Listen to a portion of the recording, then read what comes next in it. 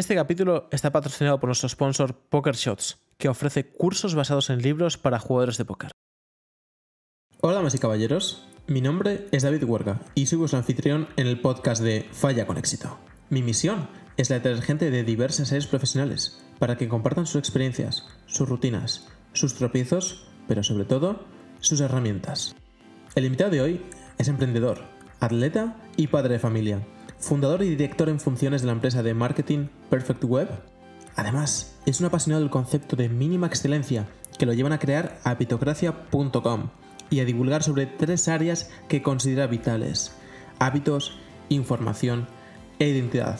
Sin más dilación, damas y caballeros, con todos vosotros, Carlos Rojo. Hola Carlos, bienvenido al podcast de Falla con Éxito. Hola David, ¿qué tal? ¿Cómo estamos? Yo quería empezar esta conversación con algo muy poderoso que hemos hablado, de hecho, recientemente, y ya había escuchado de ti, de hecho, en la misma conversación en la que te escuché en un podcast por ahí, que luego hablaremos un poco de eso. Pero bueno, es el concepto de mínima excelencia. Pues muy bien, a ver por dónde empiezo. Porque es un concepto un poco... Es sencillo, pero es complicado luego de aplicar. Yo siempre he sido una persona que me ha gustado muchísimo hacer un montón de cosas, ¿no? Muchas cosas, experimentar un montón de cosas. Entonces, claro, cuando tú eres una multipotencial, lo llama una mujer en Estados Unidos, ¿no? Te das cuenta que es imposible que hagas todo bien. O sea, es completamente imposible. De hecho, haces todo bastante mal. Entonces, dices, yo no voy a ser muy bueno en algo, pero tampoco puedo ser muy malo en un montón de cosas, porque no tiene mucho sentido. Entonces, empecé a pensar que aplicando un poco la ley de Pareto, uno podía ser medianamente aceptable. Vamos a poner un bien, no vamos a buscar tampoco la mediocridad, ¿no? El suficiente, en varias cosas, en lugar de ser muy bueno en algo. Claro que, según esta línea de pensamiento, no habría grandes genios. Es decir, no habría gente excelente en determinados ámbitos, perdona. Ya me voy a mi tema de los hábitos. Entonces...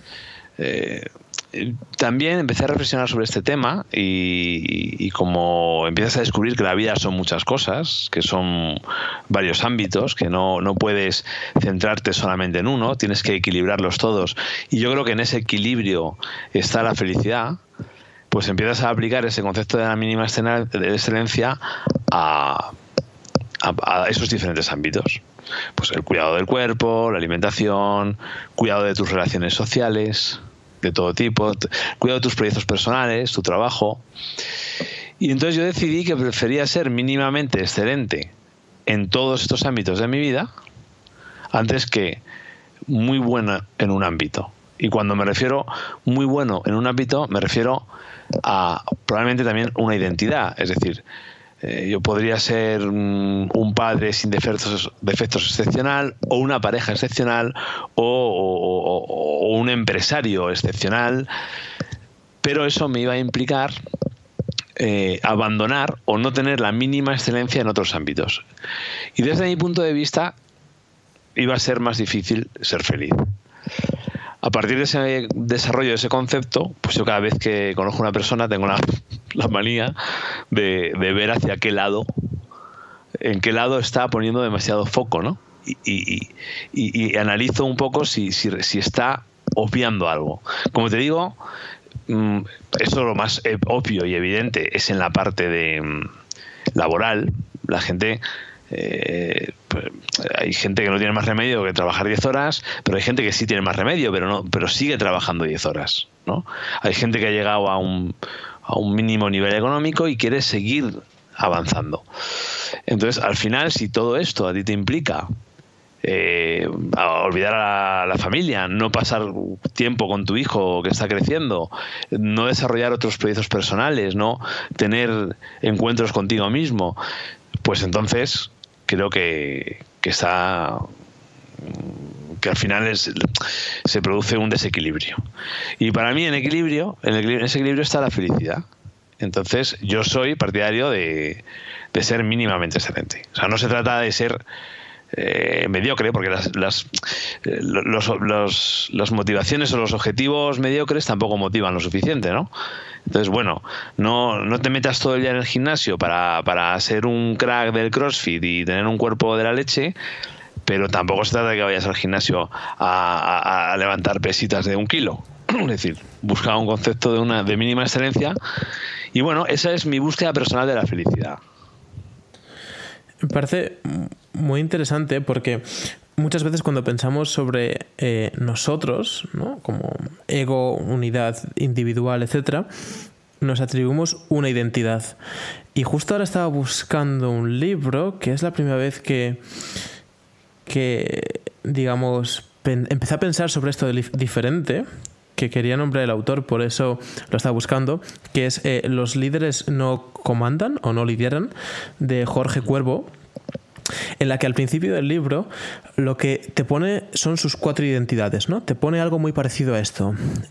Tenemos al Jorge profesor y te explica quién es el Jorge profesor, ¿no? Pues que ha impartido clase, tal. Tenemos al Jorge que ha hecho consultoría y te pone los atributos de cada uno. Y si bien es cierto que no, digamos, son totalmente opuestos, ¿no? Pues a uno le gusta matar gatitos y al otro le encanta defender a la fauna, sí que tienen atributos diferentes. Y cuando te descubrí ya hace unos meses, ya estaba un poco yo forjando esta idea de yo también tengo diferentes identidades. Cuando voy al gimnasio o a hacer ejercicio en general, tengo lo que llamo mi identidad de bombero. De en plan, vamos a salvar el mundo, vamos a mover esto, a lo que sea. Pero cuando estoy, yo qué sé, con mi familia, no estoy en plan bombero. O cuando estoy trabajando, y cada uno implica unos atributos diferentes. Y por eso me parecía súper interesante que te pasaras por el podcast y empezar hablando de esto, porque muchas veces es yo soy así y nos encerramos en una caja. Y como tú ya muestras en tu página web, en habitocracia.com, cada identidad, cada rol puede tener unos atributos un poco diferenciados que nunca van a ser súper contrapuestos, se entiende, llegando a este punto de mínima excelencia. Pero aquí, de esto es lo que te decía el otro día, que yo estoy muy de acuerdo contigo, pero te voy a meter aquí un poco la puntilla. Y es, cuando pensamos en equilibrio, yo creo que la mayor parte de la gente solemos pensar en equilibrio diario. Y yo aquí, en cierta medida, estoy un poco de desacuerdo, pero a ver qué opinas de qué es equilibrio para ti. ¿Cómo se mide el equilibrio? ¿Cuál es la unidad de tiempo para medir que algo está equilibrado? Vamos a ver.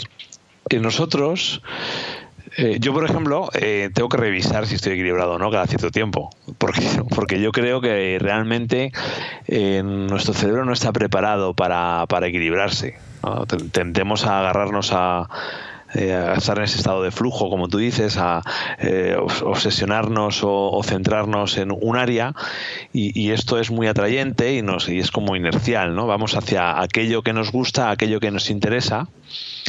Creo que una de las cosas, además, tiene que ver con que estamos más seguros en ciertas identidades, en ciertos roles. O sea, nos definimos a través de ciertas identidades que nos protegen como si fuera una capa de Superman.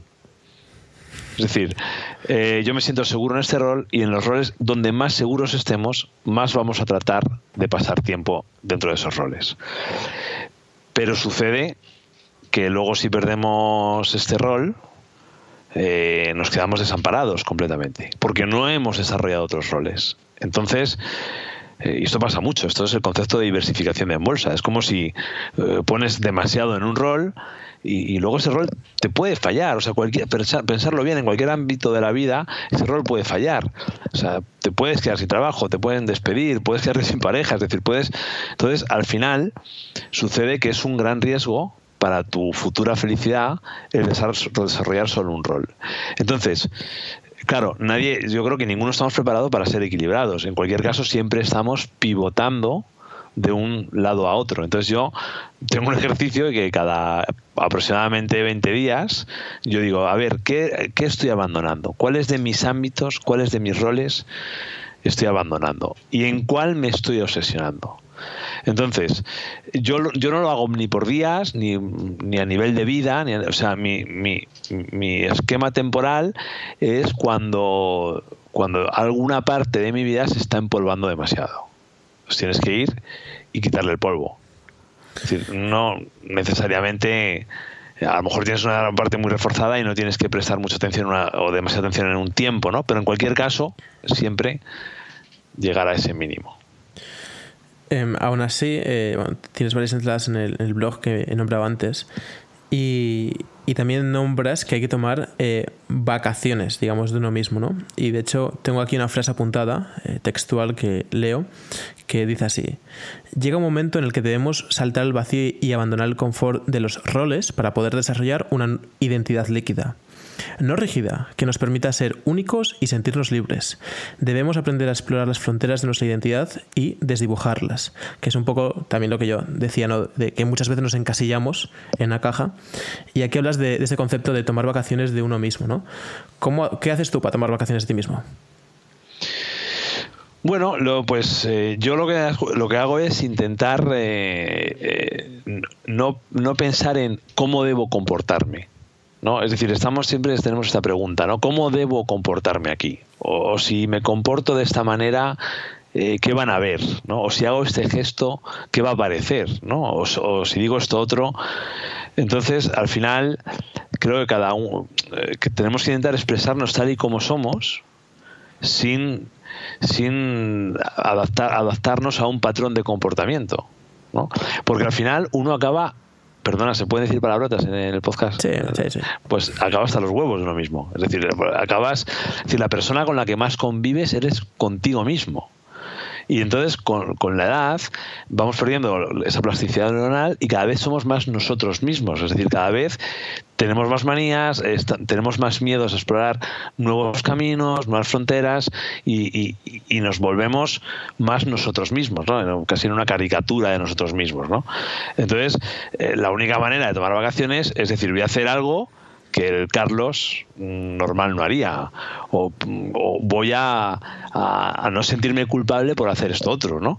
Es decir, entonces la forma de despojarte de todo eso, pues es pues dejarte experimentar. O sea, primero desconectar de los roles compartidos cuando estás en diferentes contextos, con diferentes personas, que sabemos, pues todos sabemos que tenemos esas normas de comportamiento que siempre están ahí, eso pesa o no, pero luego incluso cuando estás contigo mismo, cuando ya no hay nadie a tu alrededor, cuando estás en ese momento de reflexión que puede empezar por la meditación, tampoco tener que ser fiel siempre a ese yo que tú has construido mentalmente, ¿no?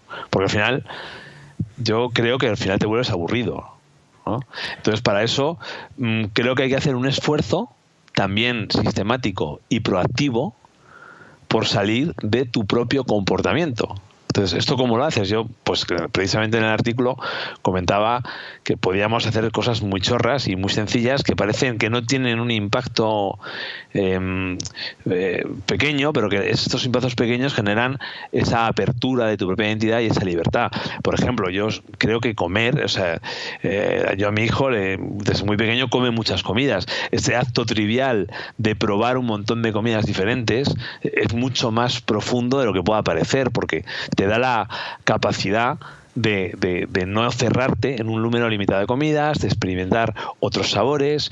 Yo siempre digo, pues escucha música, por ejemplo, que no te guste. A lo mejor entiendes por qué a otra persona le gusta, ¿no?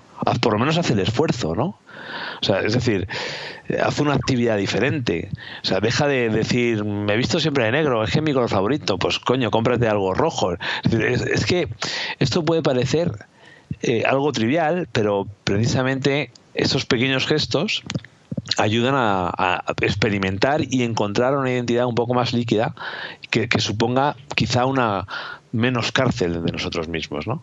Incluso la expresión corporal, a veces nos sentimos esos ejercicios de expresiones de poder y esa serie de cosas son súper útiles, parece una chorrada, pero a veces cambiamos nuestra expresión corporal según un contexto u otro, ¿no?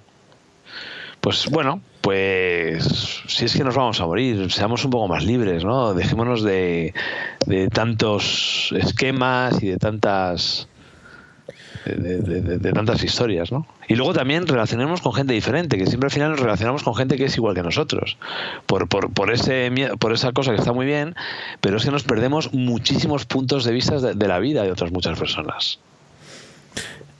Has dado la clave, en mi opinión, y es la de que nos vamos a morir. Que Ahí es está. súper importante tenerlo presente. Ahora justo, porque lo has dicho, te quería preguntar otra cosa, pero ¿lees algo de filosofía estoica? Pues no, te digo la verdad, no te mentiría si te dijera que lo leyera.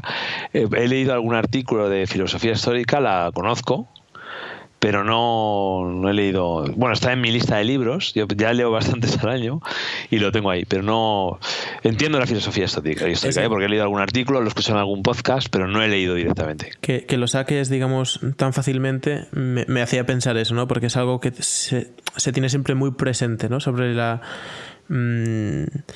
fragilidad de la vida por una parte y por otro el efímero tiempo del que disponemos. Pero bueno, te lo dejamos en tareas pendientes para el próximo podcast que te pases por aquí, en el futuro, hablar un poco de eso. Te quería preguntar, porque lo pones en el blog y lo has comentado, sobre meditar. ¿Meditas tú? No.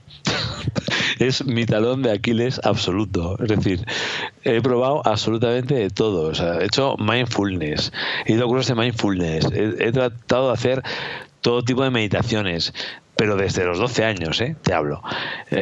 Soy un poco hiperactivo, probablemente no diagnosticado, y me cuesta muchísimo lo que es la meditación formal.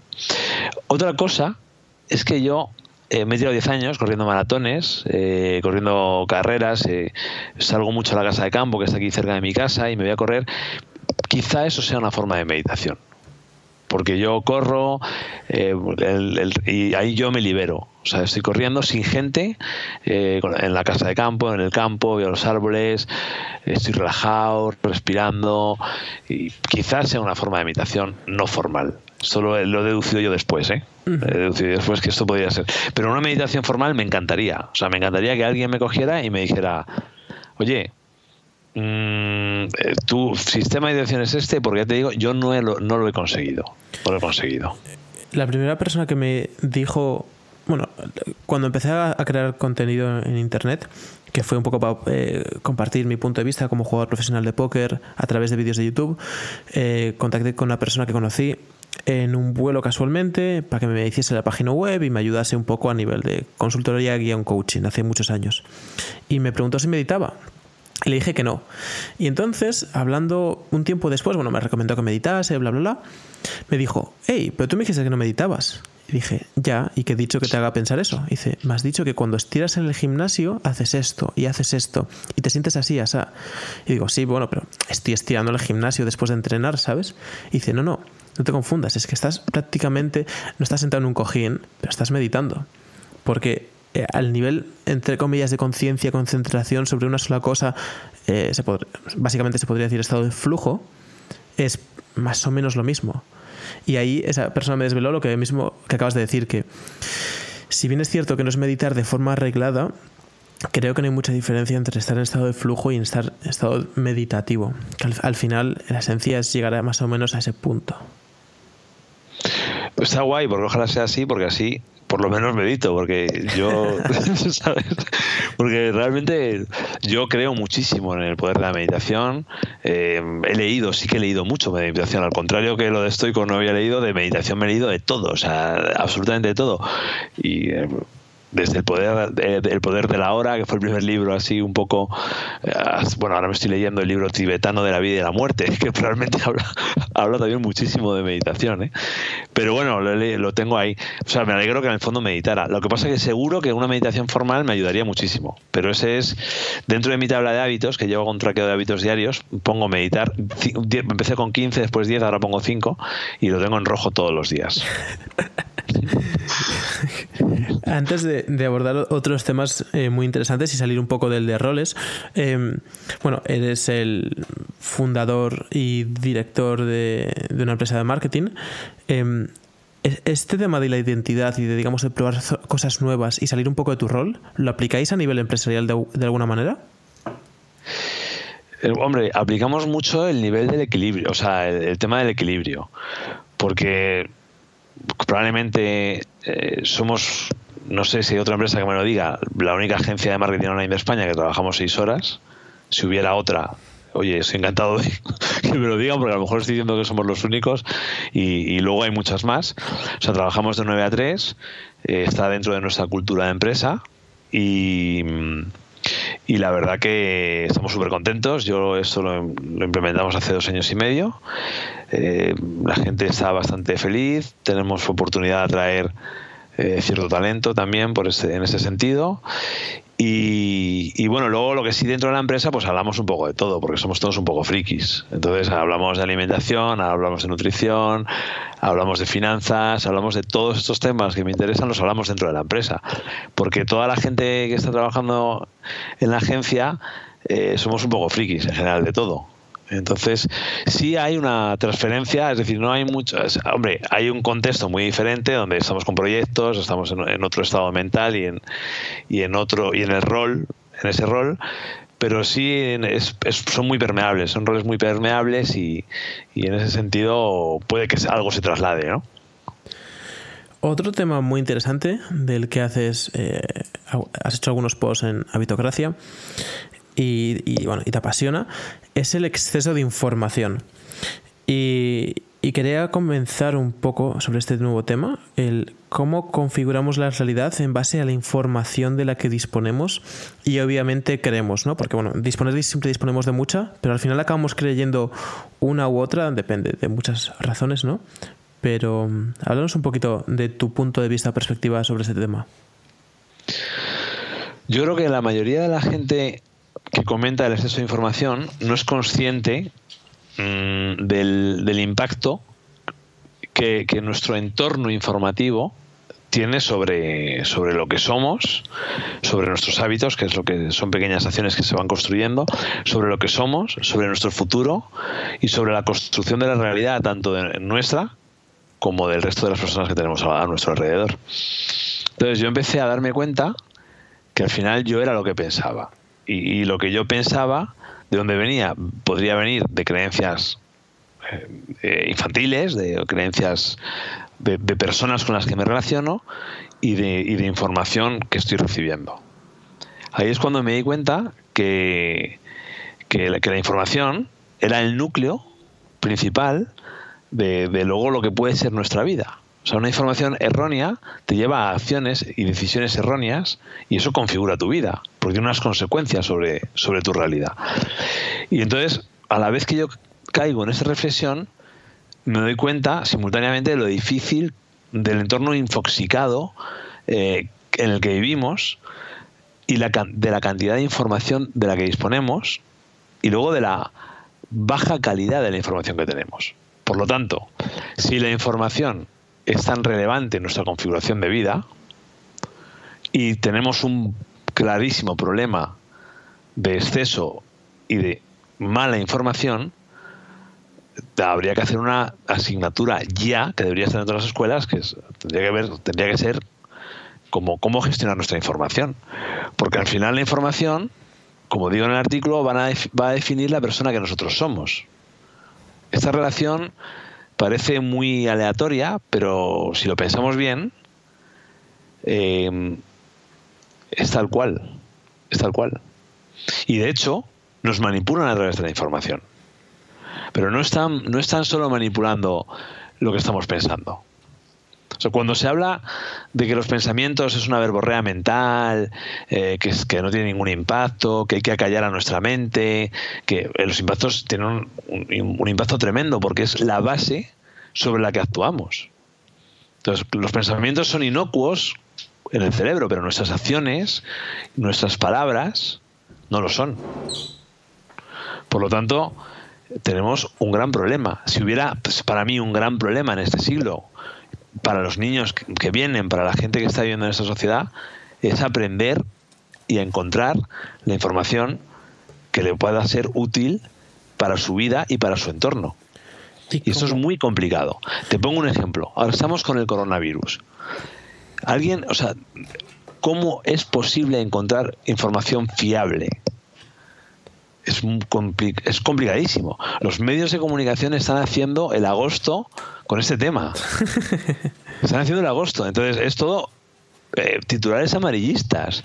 Entonces, yo digo, es que yo me gustaría saber exactamente las dimensiones de esto, el peligro real, qué solución tiene. Y digo, bueno, pues tengo que dedicar 3 tardes a esto. Porque esto es una carrera. No encuentras la información adecuada. Entonces, yo soy muy sensible con la información. Y siguiendo un poco la metodología de los hábitos, lo primero que hay que hacer es no exponerte a información irrelevante. Y mucho menos a información tóxica. ¿Cómo diferencias esto? Pues mira, es muy difícil diferenciar. Cualquier información que nos genere estados de negativos, ansiedad, miedo, que puede ser verdadera o falsa, no tiene que ser falsa, ya de entrada, ¿para qué vas a consumir información que te genere un estado de ansiedad? Es decir, ¿por qué vas a comer algo que te sienta mal? Luego dirás, no, es que hay que estar al día, claro, es muy importante, pero tú estás haciendo algo que está consumiendo tu tiempo, que está consumiendo tu nivel de energía y que al final va a tener un impacto negativo sobre tu entorno. Por lo tanto, por ejemplo, una regla fácil para saber que estamos consumiendo información tóxica. Aquella información que nos genere estados de ánimo negativos, miedo, ansiedad, envidia, o sea, pon Telecinco un rato. O sea, es que a los 3 minutos estás odiando a la humanidad entera. Es todo envidia. Entonces, bueno, podría ser un medidor. Yo estoy trabajando en esto, porque intento buscar un sistema, como te digo, a ver si algún día se hace una asignatura. Yo estoy intentando elaborar algún temario de este tema para ver cómo diferenciamos los tipos de información. Luego hay otro tipo de información que puede ser más neutra, más irrelevante, que no te está generando estados de ansiedad negativos, pero que está consumiendo tu tiempo. Y relacionando con lo que hablábamos antes, nos morimos y lo más preciado que tienes lo pierdes con información irrelevante. Pues qué chorrada, ¿no? Perder el tiempo en esto. Otra cosa es un momento de ocio, que tienes una cosa de distracción. Lo que no podemos es vivir en la continua distracción. Vivimos en una sociedad donde se busca continuamente la distracción y el entretenimiento. De ahí... Perdona. No, de ahí que no haya pensamiento crítico. El pensamiento crítico se reduce muchísimo porque estamos viviendo en esta información que disfraza información tóxica también de entretenimiento y diversión. Sí, yo lo que creo es que la gente que se distrae más fácilmente es porque no tiene tan claro no le apasiona tanto dónde va. Porque cuando tienes muy claro dónde vas y sabes lo que quieres hacer, no te dejas distraer tan fácilmente. Ya no hablo de por una calidad de información buena o mala, sino no te dejas distraer, porque de verdad hacia el futuro que te diriges, las acciones del presente, tu día a día te encanta. Entonces creo que una de las claves para no distraerse tanto es trabajar en el que hacemos en el día a día, que por consecuencia acaba siendo los objetivos que perseguimos, porque entonces cuando te pongan delante ¿quieres seguir haciendo lo que haces todos los días, que te encanta y te apasiona, o quieres ver cualquier tipo de chorrada de gatitos en internet? Y dices, no, es que lo que me encanta, entonces no quiero distraerme. Totalmente de acuerdo. Si nosotros no marcamos un camino, no tenemos objetivos, vamos a estar en modo reactivo. Entonces el entorno que está diseñado por otros para robarnos nuestro tiempo, nuestro dinero, nuestra energía, nuestra atención, pues nos lo van a robar, porque la única forma es de una manera proactiva. Yo tengo un gráfico en uno de los artículos que muestra una escalera mecánica y yo digo que nosotros subimos en dirección contraria a la escalera mecánica. Si tú te quedas quieto, te va a tirar hacia abajo. Si andas despacito, te quedas en el mismo sitio. Y solo si corres, avanzas hacia adelante. Todo el entorno está diseñado para quitarnos todo esto. Nuestra atención, notificaciones, ping, nuestro tiempo, cosas absurdas en las que emplear el tiempo hay muchísimas. Nuestra energía, nuestro dinero. No hay finanzas personales si no hay una planificación.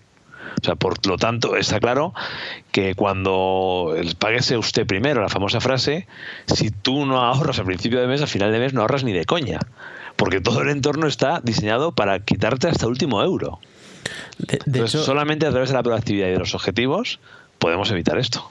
el que reclame toda tu atención, las aplicaciones, las redes sociales, etcétera, en última instancia de un porcentaje muy alto es para acabar no quitándote el dinero, o sea, para acabar accediendo a tu dinero, porque te van a vender un producto, un servicio o algo de este estilo de una forma o de otra. Es la finalidad, vaya, por lo menos de todo lo que es a nivel empresarial. Claro, o sea, hay una gran lucha por la atención de los usuarios. Bueno, como experto en marketing, creo que podemos hablar mucho de esto, ¿no? Por supuesto, yo estoy además en los dos lados. Pues creo que hay un marketing ético, también. Nosotros tenemos un código ético donde no cogemos cualquier proyecto en la agencia. O sea, tratamos de coger proyectos neutros o que beneficien a la sociedad. No cogemos ciertos proyectos que sabemos que perjudican a los seres humanos. Esto es muy fácil decirlo, luego hay que hacerlo también, y según cómo ande la economía, ¿vale? Pero como hemos ido un poco mejorando, pues por suerte ahora nos podemos permitir decir que no a proyectos que no tengan un impacto positivo en la sociedad. Pero efectivamente, o sea, quiero decir que, hacer un paréntesis, que hay un marketing ético, pero efectivamente el marketing, las redes sociales, todos están luchando continuamente por nuestra atención, porque ahí es donde está la forma de vendernos un producto, por supuesto. Pero bueno, todo alrededor es esto, no solamente las redes sociales, o sea, el entorno diseñado para el consumo de ultraprocesados es brutal. O sea, es que no hay manera, o sea, yo en mi casa no tengo nada ultraprocesado y no hay manera de que mi hijo todas las semanas coma 2 o 3 cosas, que me parece que está bien, tampoco se puede ser un talibán, ¿no? Pero todo el entorno está diseñado para que consumamos productos que nos dañan la salud, que nos están dañando la salud. Supermercado, todas las tiendas de chinos que hay, es dificilísimo no comprar comida que tiene un impacto súper negativo sobre la salud. O sea, el entorno completo está diseñado para convertirnos en ovejitas, en seres desempoderados, donde realmente estamos alimentando a otros. Entonces, la única forma de tomar el control de esto es de manera proactiva. Es decir, no de manera... O sea, tienes que definir tus objetivos, saber dónde quieres ir, saber qué quieres consumir, qué no quieres, qué información quieres consumir, no exponerte a situaciones o que te perjudiquen de manera proactiva. No hay otra forma. Claro, esto requiere un esfuerzo, pero... Ya que lo has mencionado, ¿cuál crees que es la razón de que la gente... Porque has puesto un ejemplo muy bueno, hay muchísimos más. De que la gente coma alimentos que no son beneficiosos para su salud. Hay muchos motivos. El primero es que no saben que no son beneficiosos. Esto es lo primero. Es decir, es que cómo vas a 4 gatos que hacen un podcast, o 4 frikis del gimnasio y la alimentación que vas contando las cosas, te miran como si estuvieras loco. ¿Cómo vas a pelear? Aunque esté demostrado científicamente, aunque haya estudios que ya lo demuestran, ¿cómo vas a pelear contra todo ese impacto continuo audiovisual, de información manipulada, de noticias compradas?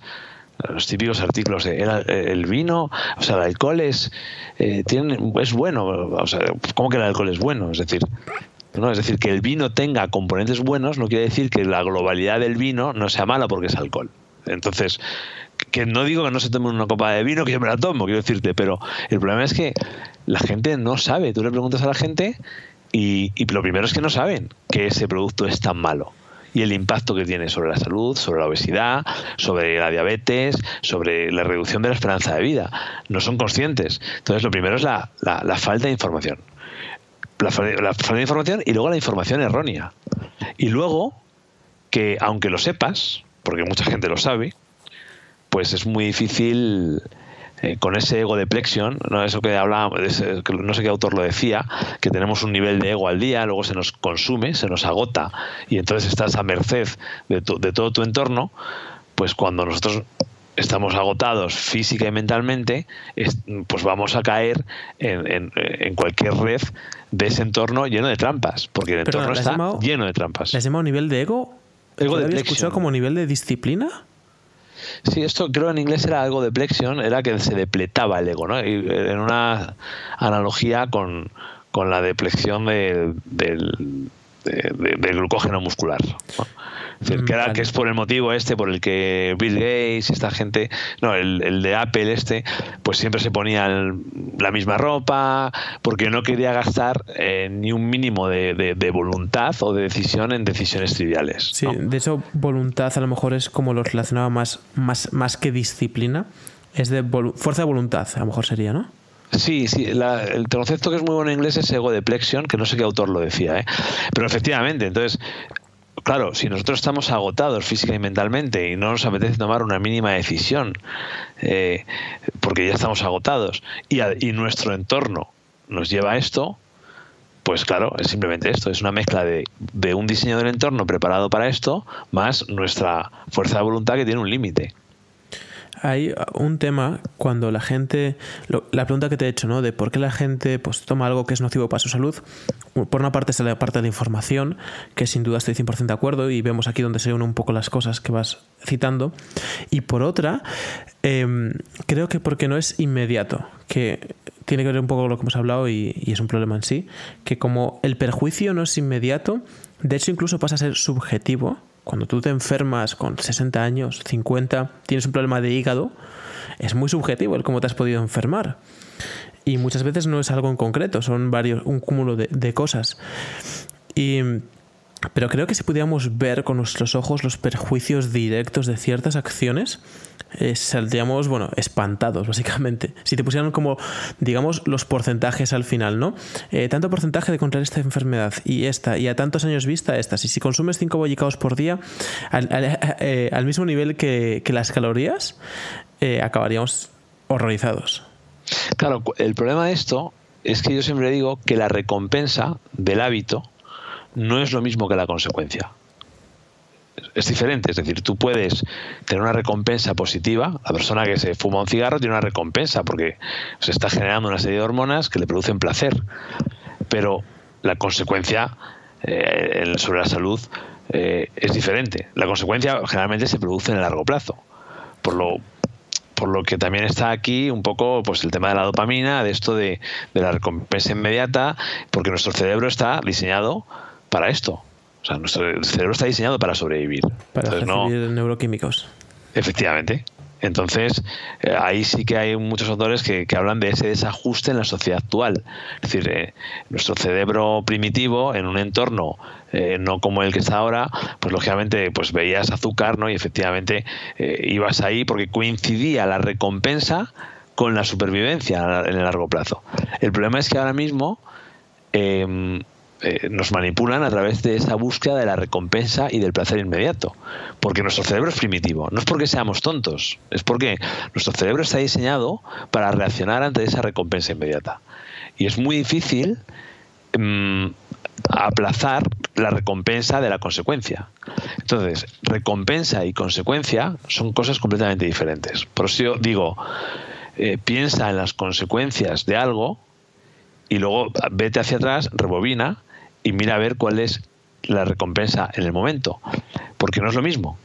Es decir, es que nadie hace nada que no tenga una recompensa para el cerebro. Perdón, sí. Que nadie lo hace, que nadie hace nada. Todo el mundo tiene una recompensa. Incluso la gente que se está quejando pues tiene una recompensa, ¿no? Recientemente escuché una frase que decía algo muy parecido a: desde que has nacido, todo lo que has hecho ha sido por interés propio. Que al final viene siendo esto, ¿no? De por liberar neuroquímicos de una forma o de otra. Por eso se suele decir que para crear un nuevo hábito, uno bueno, o eliminar uno malo, tienes que el malo, digamos, sustituirlo por algo bueno. Porque el decirle al cuerpo no vas a recibir dopamina y te quedas ahí sentado, para el cuerpo es una auténtica putada.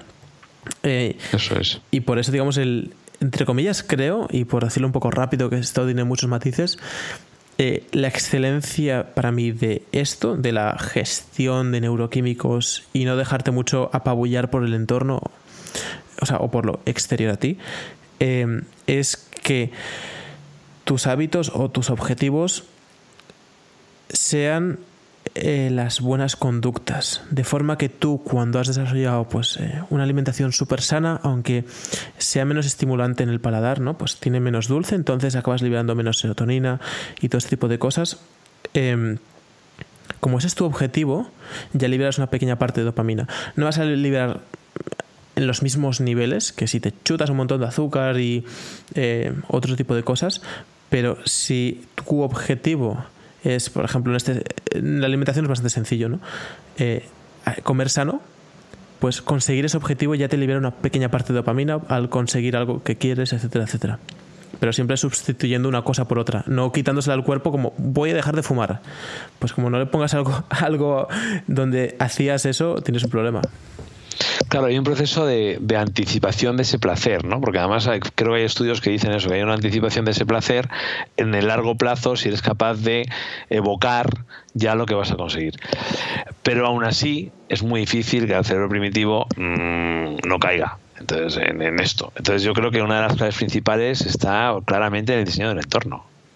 Es decir, sí, nosotros dejamos de comer procesados, porque nosotros luego salimos el fin de semana y tomamos, no somos no quiero decir, no somos unos talibanes, pero en casa no tenemos alimentos saludables.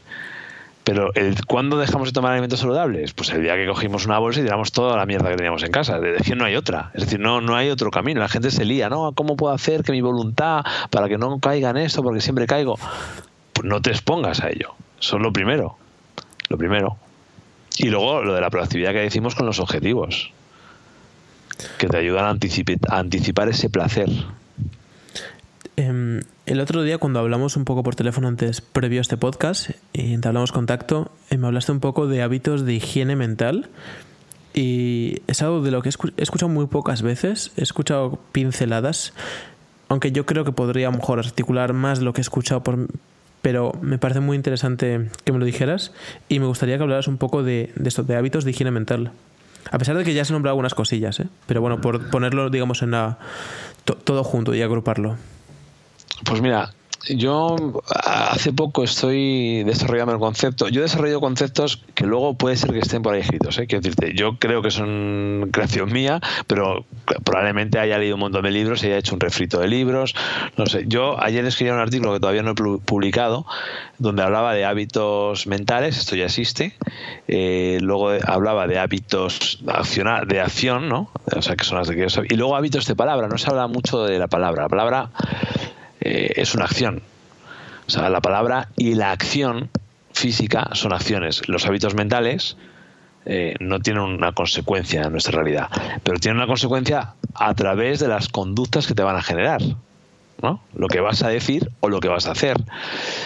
Entonces, era un concepto al que yo no prestaba mucha atención, pero me di cuenta que yo seguía todo aquello externo, exterior, medible, lo medía de una forma muy fácil, muy relativamente sencilla, y me iba muy bien porque iba construyendo hábitos positivos y iba eliminando hábitos negativos, iba modulando otra serie de hábitos, pero sin embargo me daba cuenta que había algo como que no estaba ahí reflejado, ¿no? Y entonces dije, claro, es mi mente que está continuamente teniendo una serie de pensamientos o de conductas internas que me están generando un cierto estrés, ¿no? Entonces dije, claro, no sé dónde escuché que había hábitos mentales y dije, claro, esos son hábitos mentales que yo tengo. Entonces añadí esos hábitos mentales dentro de mi tabla de hábitos más medibles. Y claro, dices, ostras, ¿cómo coño mido esto? Es porque dices, ¿cuáles son? ¿Cómo identifico mis pensamientos? ¿O cómo identifico? Es que no es tan fácil. No es tan fácil. Entonces intentaba diariamente, hice un listado que ahora te lo voy a contar, que es lo que incluye, y entonces intentaba todos los días y dice, joder, es que no sé. Entonces al final dije, bueno, lo voy a hacer una vez en semana y me voy a dar una puntuación de 1 al 10, si lo he hecho bien o lo he hecho mal. Y yo tengo un listado de hábitos mentales que solo los repaso una vez por semana, porque son los más difíciles de cambiar.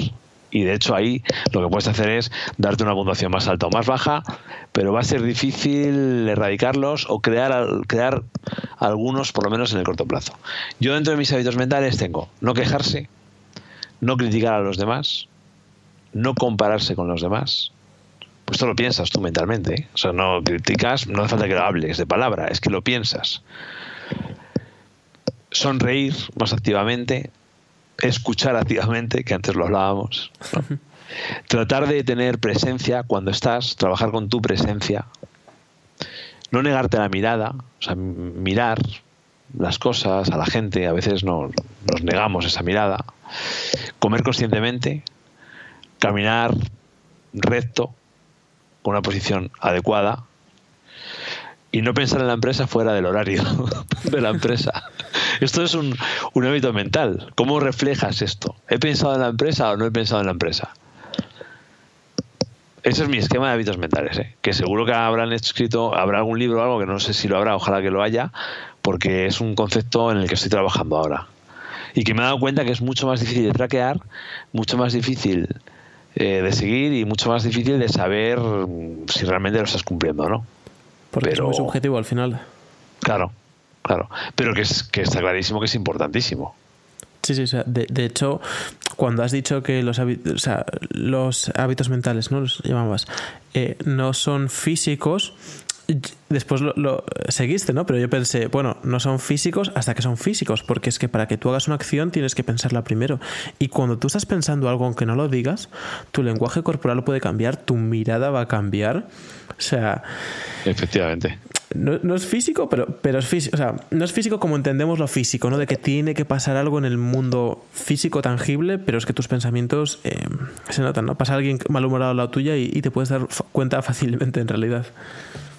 Sí, de hecho a veces pensamos que hay cosas que nos pasan mágicamente y es porque hemos tenido una actitud o algo inconsciente, ¿no? Que hemos hecho y no nos hemos dado cuenta. Entonces, bueno, lo que pasa es que creo que queda mucho por investigar. O sea, si ya es difícil el tema de los hábitos, que está un poco empezando, ¿no? Toda esta ciencia de los hábitos, yo creo que el de los hábitos mentales queda mucho todavía que descubrir y que trabajar. Porque la psicología es esto, ¿no? La psicología son hábitos mentales. Lo que pasa que, digamos que hay que buscar algo que sea pragmático, ¿no? Que sea algo práctico. Justo ahora que lo dices, pragmatismo, tengo apuntado una pregunta que te va a hacer gracia, pero es que es justo un tema que estaba hablando con mi pareja antes de empezar el podcast, que es donde más dificultades, digamos, tenemos, y es una tontería, ahora verás. Me gustaría que hablas un poco de los hábitos en general, no en tu día a día, porque ya he escuchado que con tu pareja lo tenéis tan organizado que no genera ningún tipo de fricción, y así como yo con mi pareja también vamos trabajando mucho en esto para que no genere ningún tipo ni de fricción ni de energía de tener que hablar cosas, más allá de la energía de ejecutarlo. Cuéntanos un poco en general, pero me gustaría que empezaras por uno, y es ¿cómo hacéis para limpiar la casa? Ya. Bueno, pues mira, no somos perfectos, ¿eh? O sea, como todas las parejas discutimos, como todas las parejas tenemos discusiones domésticas, ¿no? Porque creo que es el ámbito donde más discute la pareja, en el tema doméstico. Espérate, porque a lo mejor ahora digo algo que luego me pilla mi mujer y luego me va a echar la bronca, déjame que lo piense. Bueno, nosotros limpiar la casa lo limpia ella, la verdad, les voy a decir la verdad. Lo que pasa es que es verdad que no somos, como somos muy partidarios de este tema del minimalismo, que hace poco nos hemos empeñado en ese tema, pues al final no tenemos muchísimas cosas, por ejemplo. Entonces, lo que hay que limpiar no es tanto.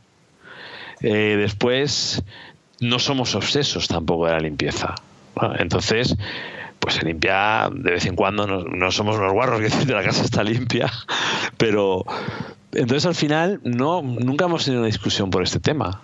La verdad, no es algo no hay una obsesión por tener todo limpio y tener un montón de cosas. Tenemos una casa bastante minimalista en general. De hecho, todo lo que nos sobraba lo tiramos o lo regalamos. Entonces yo creo que se empieza por ahí. Porque la parte doméstica, como te digo, es un área que genera muchos conflictos. De hecho, yo veo a gente que conozco que está todo el día, no puedo este fin de semana porque tenemos que ir a la compra, tenemos que limpiar la casa, luego tenemos que ir... O sea, nos pasamos el día en tareas completamente triviales y domésticas. Entonces, yo creo que hay que tener tiempo para las relaciones y tener tiempo para el pensamiento y el disfrute, y no estar todo el día donde las tareas domésticas te invaden y te comen. Entonces, nunca lo vamos a poder obviar, pero creo que sí que hay que trabajar también de manera proactiva en esto. Entonces yo tengo un Excel que es un accionable un poco doméstico sobre el que vamos trabajando esto. Donde más lo tenemos controlado es en el tema de la alimentación. Tenemos un listado de alimentación que nos permite tener un impacto positivo en el tiempo dedicado a la elaboración de la comida a través de un sistema que es el batch cooking, cocinar un día a la semana y meter en tuppers. Nos permite comer saludable porque estamos eligiendo exactamente lo saludable, y además tiene un impacto súper positivo en las finanzas porque compramos comida no por impulso, sino perfectamente pensado. Y así lo puedes ir ampliando a un montón de hábitos, la lista de viaje, yo tengo una lista de viaje en Excel, no es un estrés para mí hacer la maleta porque yo, te vas a reír, digo calzoncillos, digo por 2,5.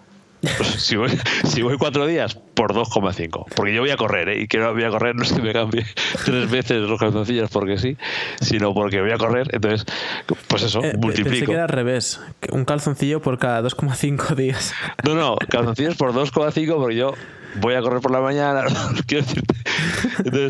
Entonces el listado tú vas marcando en amarillo, ¿no? Entonces tenemos la lista de viaje de verano, la lista de viaje de invierno. Entonces vas marcando todo y no supone un estrés. Y luego aparte que te obligas, por ejemplo, yo antes tenía una furgoneta, yo no tengo coche porque no me gusta conducir y lo usamos muy poco. Entonces, el coche, bueno, ya hablaremos otro día del coche. El coche yo creo que es una de las necesidades creadas más absurdas que hay en general. No está de acuerdo conmigo mucha gente lo necesita realmente, pero gran parte de la gente que tiene coche no lo necesita. Entonces, a mí el día que yo vendí, que además era una furgoneta, no era un coche, ahí cada vez que ibas de viaje metías ahí de todo, cada vez que ibas al pueblo.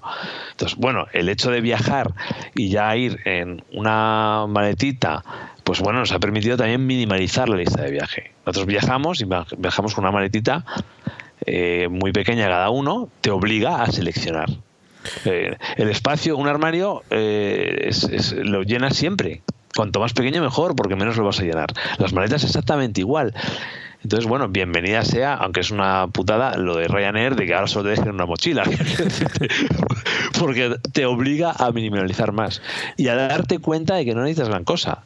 Nosotros, con la mochila que llevamos, luego nos sobra la mitad de las cosas. Y llevamos una maleta pequeña en viajes de una semana, una a mi hijo, otra a mi mujer, otra yo, y nos sobra la mitad de las cosas. Y digo, ¿y entonces antes qué llevábamos? Es que eso es justo lo que te iba a decir, que yo he cumplido 29 hace poco, llevo viajando desde los 20, bueno, antes viajaba pues a Barcelona, pero digamos de viajar muchísimo desde los 20, pero muchísimo, o sea, muchos cientos de aviones, pues principalmente para jugar al póker. Y me he dado cuenta de que me fuera una semana, me fuera un mes, me fuera 4 meses, siempre había un montón, pero un montón de cosas en la maleta que no usaba. Y ahora mis viajes, ¿vale? Que son de 10-11 días, o sea, los últimos... la mitad de los viajes del último año y medio han sido 4 o 5 a Los Ángeles, y para casi 2 semanas me llevo una mochila y me sobran cosas. O sea, me sobran cosas que no utilizo, porque básicamente llevo ropa, ordenador, mis libretas y 4 cosas más. Y de esas 4 cosas utilizo 2. Y de mis libretas siempre queda alguna cosa sin utilizar o no utilizo el ordenador, etcétera. Es que en realidad no necesitamos tanto. O sea, es una creencia, ¿no? De hecho, lo del minimalismo viene con esto de lo tienes a tu alrededor, piensas que lo necesitas, y cuando no lo tienes te das cuenta que no lo necesitas. Y lo ligero que vas de viaje, porque ya no es una ligereza de peso, sino mental. O sea, la sensación de libertad es muchísimo mayor. Es que exactamente, cuando vas cargado con un montón de cosas, o sea, es una maleta física, pero bueno, la analogía siempre se hace, ¿no?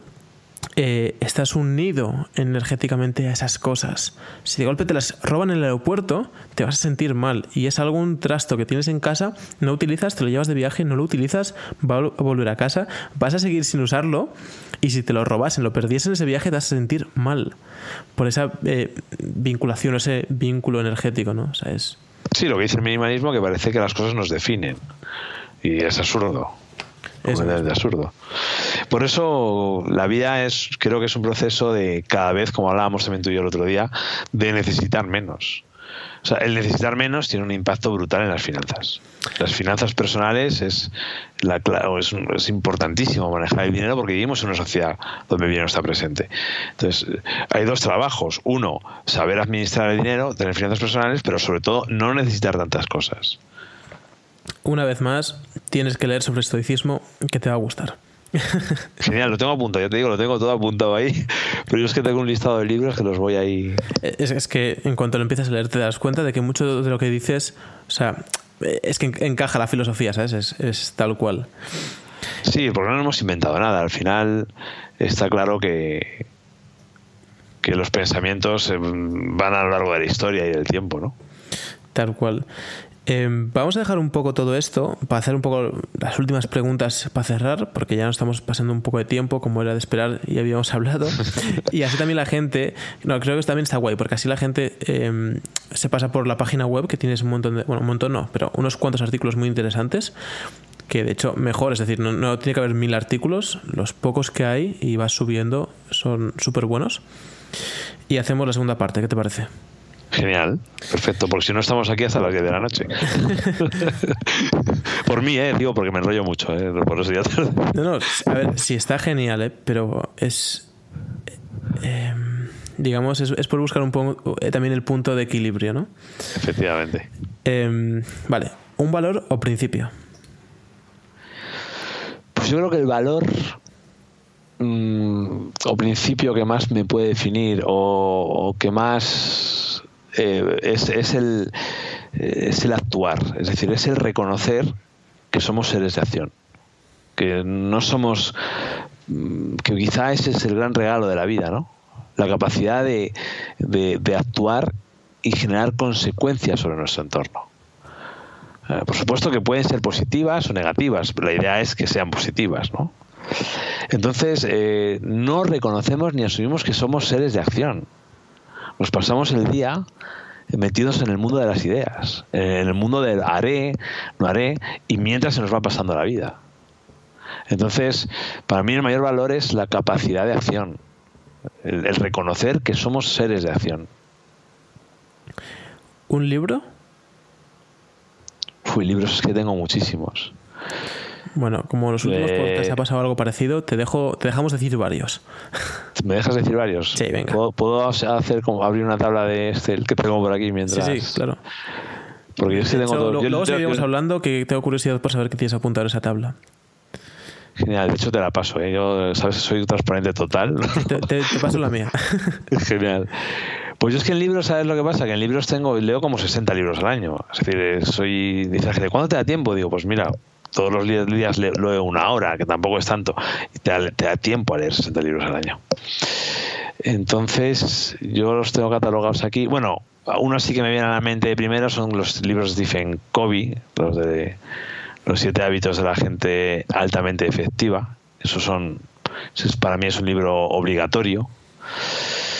Claro, luego tengo muchos de empresa, que no es el tema, no voy a decir ninguno porque no es el tema del podcast.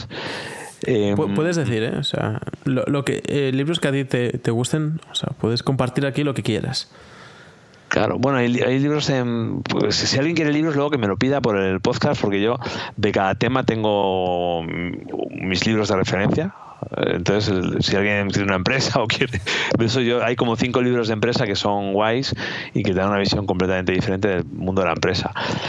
Hay un libro que se llama, bueno, el último libro de James Clear, el de Hábitos Atómicos, es excepcional, es un trabajo brutal. Hábitos Atómicos, hay que leerlo. Luego yo leo mucho de finanzas también, leo mucho de entrenamiento, leo mucho de nutrición, porque creo que también es muy interesante, pero entre todos los libros de nutrición, pues bueno, cualquier libro de Luis Jiménez, para mí es una persona que no es un bestseller, pero es pues, quizás referente en el mundo de la alimentación y lo explica de una manera excepcional, ¿no? Libros como Lo que dice la ciencia para adelgazar, cualquier libro de Luis Jiménez de alimentación son brutales. Y bueno, libros de finanzas que hay que leer. Hay libros muy buenos de los años 80 de la época americana, que tienen títulos muy absurdos y que dice vaya chorrada de libro. Y luego encierra una filosofía tremenda, porque había esa tendencia de hacer títulos muy rimbombantes, ¿no? para generar más ventas. Por ejemplo, hay un libro muy místico, pero que es la base del pensamiento de abundancia y no del pensamiento de escasez, que es Los secretos de la mente millonaria. ¿Y Harv Eker era? Efectivamente. Este es un libro que es la base para luego iniciarte en el mundo de las finanzas personales, en el ahorro, en la inversión y el entender que el dinero es necesario gestionarlo. Ha salido varias veces, o sea, este va a ser el podcast, si no me equivoco, número 17 de Falla con Éxito, y ha salido varias veces ese libro. Y creo que una de las cosas súper importantes que nombra es el de descubrir nuestros hábitos o tendencias con el dinero, que se puede aplicar a cualquier cosa, de dónde vienen. Y yo descubrí unas cuantas mías bestiales. Una con el dinero de siempre que salí de casa, en plan, a cenar con los amigos, a tomar algo similar, volvía con 0, pero salía con 5, volvía con 0, y salía con 50, volvía con 0, y salía con 200, volvía con 0, pero nunca tenía la sensación de haberme perdido nada. ¿Sabes? O sea, no es que no pudiera acceder a cosas, es que pasaba algo y justo, pues si salía con más, esa noche acabé invitando a mis amigos a cenar por alguna excusa, tampoco fuera por lo que más se me ha parecido, ¿no? Y una sobre la alimentación era que yo siempre que, de pequeño, cuando íbamos a restaurantes, tomábamos postre. ¿Qué pasa? Íbamos una vez al año, a lo mejor. O me atrevería a decir casi una vez cada 2 años. Entonces no iba a restaurantes. Cuando empecé a viajar, a jugar al póker, claro, comía muchas veces en el casino sentado. O hacía un mini parón, iba a un restaurante en el casino, porque es lo que tienes, no hay un supermercado en el casino, hay un restaurante. Y era incapaz de pedir, o sea, de no pedir postre. Hasta que me di cuenta que lo tenía tan anclado, porque de pequeño era tan especial ir a comer a restaurantes, que de mayor, cada vez que entraba por un restaurante, era como, es súper especial, pidamos postre, pidamos 2 postres. Y como esto es a través de Los secretos de la mente millonaria, te explica un poco a explorar dentro de ti sobre esto. Lo haces con el dinero, pero vamos, bestial, porque lo puedes llevar a cualquier área. Es básico y de hecho dice muchas cosas que parecen una chorrada, pero cuando has terminado de leer el libro, y el título es una chorrada, pero cuando has terminado de leer el libro, que efectivamente cambia toda tu relación con el dinero. Y no hay cambio en el estado financiero de una persona si no cambia antes su relación con el dinero. Igual que lo que estás diciendo con la comida, no hay cambio en el estado físico de una persona si antes no cambia su relación con la comida. Y para eso hay que leer y generar nuevas ideas. Y de nuevo entroncamos con los pensamientos. Es decir, nuestros sistemas de creencia al final definen lo que somos. Entonces, por favor, leer libros de finanzas básicos, leer libros de alimentación, leer libros de productividad, de desarrollo personal, porque esos libros son los nutrientes para definir la persona que somos. Muchos grandes problemas se solucionarían con 2 o 3 libros, leyéndolos y subrayándolos. Pero es una chorrada, pero es que es así de obvio. Siguiente pregunta, sobre un tropiezo o un error, fracaso, como quieras enunciarlo, que consideres que hayas tenido pues en tu vida personal, profesional, en el ámbito que quieras. 3 preguntas. ¿Qué expectativas tenías? ¿Qué ocurrió? ¿Y qué aprendiste? Bueno, quizá yo el mayor error que yo he cometido en mi vida fue en el ámbito profesional. Yo antes de la agencia actual tenía otra empresa, una empresa de informática, y bueno, he tenido varias empresillas, así, algunas me han ido mejor, otras peor, y a mí lo que me pasaba es que yo tenía gente trabajando y no entendía por qué no tiraban adelante por la empresa, por qué no... estaba todo muy enfadado, ¿no? Sobre todo cuando las cosas iban mal. Entonces tenía la tendencia a culpabilizar a las personas. Pues no valora, no trabaja, hasta que me di cuenta que tenía que asumir yo mi responsabilidad. Entonces, y asumir que no era un buen líder, que no había aprendido a liderar. Eso es muy difícil de asumir, es muy complicado, porque es más fácil echar la culpa al otro. Entonces por eso me iba mal en la empresa. La siguiente empresa dije, voy a hacerme responsable yo. No voy a tirarme todo el tiempo echando balones fuera. Entonces aprendí que había que asumir la responsabilidad. Que no podías echar la culpa a todos los demás de tu situación económica, de tu situación en la empresa, de esta situación. Y aprendí la importancia de la responsabilidad. El mayor error es que esa empresa podía haber ido muy bien y fue muy mal, y probablemente fue por mi incapacidad de liderar. ¿Qué te suelen preguntar de menos que consideras importante y por consecuencia pues se debería hablar más? Pues ¿cómo se hace esto? Es que estamos todo el día hablando de cosas, hablando de problemas, diciendo que vamos a empezar, pero no preguntamos a gente que ya ha pasado por eso cómo, ¿no? Está un poco entrocado con la acción, como que somos seres de acción. O sea, tenemos que tener la información correcta, y si no la tenemos, pregunta. Que es que hay un montón de gente que ya ha pasado por eso y luego actúa. Es que al final se soluciona con el cómo y con preguntar cómo y luego cómo actuar. Yo creo que la gente, si yo he conseguido algo, ¿por qué no me preguntas cómo lo he conseguido? ¿Por qué estás dando vueltas diciendo algún día empezaré, a ver si un día me lo leo? Pues pregunta cómo. Acércate a las personas que hayan conseguido algo o que hayan superado una situación y preguntarles cómo. Si es que es tan sencillo como eso. Entonces yo creo que la gente pregunta muy poco cómo se hacen las cosas. Te hablan de lo que quieren o de lo que no quieren, pero no te preguntan cómo se hace, ¿no? Como esos libros que había antiguamente. ¿Cómo se hace? No sé qué. O cómo. Pues, y en YouTube, ¿cómo?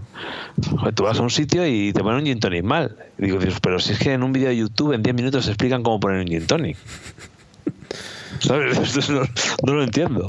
Te va a gustar la última pregunta, aunque es justo lo contrario, pero es ¿qué no haces o a qué dices que no? Que al final, bueno, no exactamente el cómo, pero... Yo digo a muy pocas cosas que no, porque al final evito esos entornos o esos diseños. Sí, bueno, pero ejemplos de esto... Todo esto viene un poco porque no hace muchos podcasts, hablando con alguien, le pregunté una de estas preguntas y me dijo que consideraba que uno de sus mayores errores, o la cuestión es que me hizo reflexionar sobre que es muy importante muchas veces partir con un no a estas cosas, ¿no? En el póker, por ejemplo, si en una hora de clase yo lo primero que te voy a explicar va a ser las 4 cosas que no debes hacer en la vida, y con eso ya te he ahorrado un montón de dinero. Lo otro, hagas lo que hagas jugando, no es tan importante como evitar los 4, 5, 6, 7 errores típicos, ¿no? Conjuntos de manos o conceptos. Pero lo primero que voy a hacer es decirte las cosas que no debes hacer, ¿no? Como si llega de golpe un alien a la Tierra, pero es igual de frágil que un humano, pero no entiende nada de la Tierra. Y tú le dices las 4 cosas para que no se mate. Cuidado con los coches, cuidado con el fuego, los cuchillos, 4 cosas para que no se mate. Luego ya le dirás cómo pulir y ser un tío que consigue mucha salud o lo que sea, ¿no? Y viene un poco por esto, para esquivar las principales cosas o ambientes a los que no vas, o digamos, todo lo que dices que no incluye ambientes a los que no vas también. Yo digo que no, claro y radical, en todos los ámbitos de la vida, a la gente que no son buenas personas. La gente que busca el daño intencionado, la gente envidiosa, no forma parte de mi vida. ¿Y cómo las detectas? Mucha intuición y muchos años de comercial y muchos años conociendo mucha gente en muchos ámbitos y en muchos lugares. Te puedes equivocar, te puedes equivocar. A mí la intuición me suele fallar poco. Yo hablé contigo, nos conocimos hace muy poco el otro día. A los 10 minutos de hablar contigo yo sabía que estaba hablando con una buena persona. Sin ninguna duda. Entonces, puede venir una persona que sea a mi empresa, que sea el mayor crack, experto en publicidad, en lo que hacemos nosotros, que si es mala persona nunca va a tener un puesto de trabajo en mi empresa. Yo nunca me voy a juntar con un amigo o ser amigo de una persona que no sea buena persona. Creo que eso es clave. Hay gente que minimiza esto porque dice, si es bueno en esto, bueno, no. Siempre digo que no a la gente que no son buenas personas. Y además, ahí sí que no me corto, ¿eh? Sí tengo que decir un no claro y rotundo. Súper interesante porque, a pesar de que esto justo sea lo opuesto, es algo que, y ha venido ya en pocos capítulos, ha venido gente bastante diversa al podcast, y todo el mundo, aunque sea la última pregunta como tú, ha sacado el tema del entorno, ¿no? Que tú has hecho justo lo opuesto, pero es que cuando hay dos opciones y defines una, estás definiendo la otra por consecuencia, ¿no? Estás definiendo cómo configuras tu entorno diciendo lo que excluyes en vez de decir, pues, rodearme de buena gente, ¿no? Pues tú dices, excluyo esta. Y lo súper de acuerdo que estoy y lo súper importante que es el entorno que configuremos en nuestra vida. O sea, me parece clave, que es algo que no hemos hablado, pero vamos, que has mencionado ahora y me parece increíble que todo el mundo lo vayáis mencionando y no puedo estar más de acuerdo, vaya. Eso es donde vivimos, donde vamos a vivir en esta corta espacio de tiempo. Y bueno, básicamente esto es todo. Nos hemos ido un poquillo de tiempo para variar. Empieza a ser la norma el irse de tiempo. Pero bueno, espero que lo hayas disfrutado. Creo que hay un montón de buen contenido que nos has dejado aquí. Y bueno, háblanos un poco donde la gente te puede encontrar. Pues lo he disfrutado mucho, David. La verdad, te agradezco muchísimo esta oportunidad, que para mí además es pues casual, porque nunca pensé que me iban a llamar un jugador de póker profesional a entrevistar. Y bueno, pues me pueden encontrar recientemente, muy poco, porque esto era un proyecto personal sin ningún interés lucrativo y simplemente con interés divulgativo, que era una idea que rondaba en mi cabeza desde tiempos inmemoriales y que ahora se ha materializado en estos podcasts que me estáis haciendo en algunos sitios, que los suelo recopilar ahí también, y en un blog donde publico artículos cada 15, 20 días, que se llama habitocracia.com. A partir de ahí a tirar de redes sociales, que tengo todavía muy pocos seguidores, no me interesan mucho los seguidores, también te lo digo, pero bueno, ahí están los enlaces a redes sociales, pero buscando Habitocracia, simplemente ahí ya me encontráis. No sé si quieres mencionar, o luego que lo dejemos en los enlaces, sobre tu empresa de marketing también. Bueno, yo tengo una empresa de marketing que se llama, nos dedicamos a ads, a publicidad en Facebook, Instagram y Google Ads desde hace 10 años, que ahora mismo se llama perfectweb.es, y que lo que pasa es que estamos haciendo un rebranding y en breve tendrá un nombre un poco más chulo y más relacionado con el nombre de nuestra empresa. Genial. No, como sabes, no tengo interés en este proyecto personal de promocionar mi empresa, pero bueno, pues ahí lo dejamos, ya que me lo has preguntado, pues te lo digo. Pondremos enlaces por si puede acabar buena gente por tus manos. Genial. Y nada, ha sido un auténtico placer. Hay mucho conocimiento y sobre todo práctico, que también es lo primero que te dije, de hecho, que me gusta cómo lo transmites, no porque sea lo más mega novedoso, porque hay cosas que obviamente llevan ahí mucho tiempo, como bien has dicho, pero sí por lo bien que transmites y lo práctico de cada paso, ¿no? Que no es súper teórico, donde yo a veces me encuentro, creo, enunciando cosas un poco demasiado teóricas, y que lo transmites con una claridad bestial. Así que bueno, una vez más, muchas gracias por venir y por tu tiempo. Pues muchas gracias, David, a ti. Ha sido un verdadero placer. Un fuerte abrazo. Un abrazo. Este capítulo ha sido patrocinado por nuestro sponsor PokerShots. Yo soy cofundador de PokerShots junto con mi amigo Gerard Chamorro, que es el fundador de PokerMind. Hemos lanzado este proyecto porque de verdad creemos que no hay nada parecido en el mercado y queremos ofrecer este valor. En PokerShots básicamente ofrecemos libros resumidos en audio y aparte de eso, como herramientas extras y adicionales, porque esta es la pieza clave de contenido, damos resúmenes en texto, damos infográficos, ejercicios y, dependiendo del libro, contenido extra. Y hemos creado este proyecto porque tanto Gerard como yo somos unos grandes apasionados de la lectura y pensamos que los libros no son bien aprovechados. Muchas veces la gente los lee y no saca nada en claro o no lo aplica en su vida. Y Gerard y yo tomamos muchas notas cuando leemos y de verdad creemos que aplicamos de una forma bastante concienzuda lo que aprendemos en libros y que estos mismos tienen un valor increíble que muchas veces no llegamos a ser conscientes.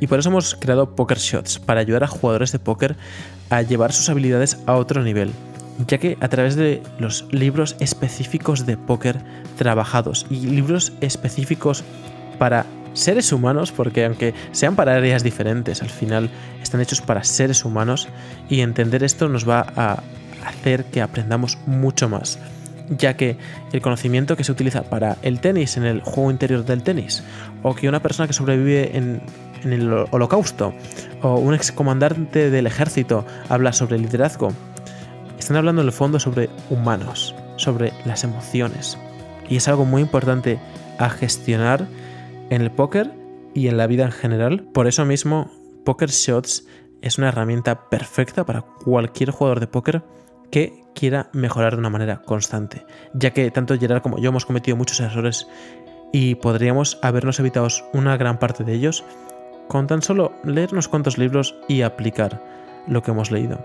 Así que nosotros te sacamos las pepitas más importantes de conocimiento de cada libro y te ayudamos a aplicarlo. No dejes de visitar Poker Shots.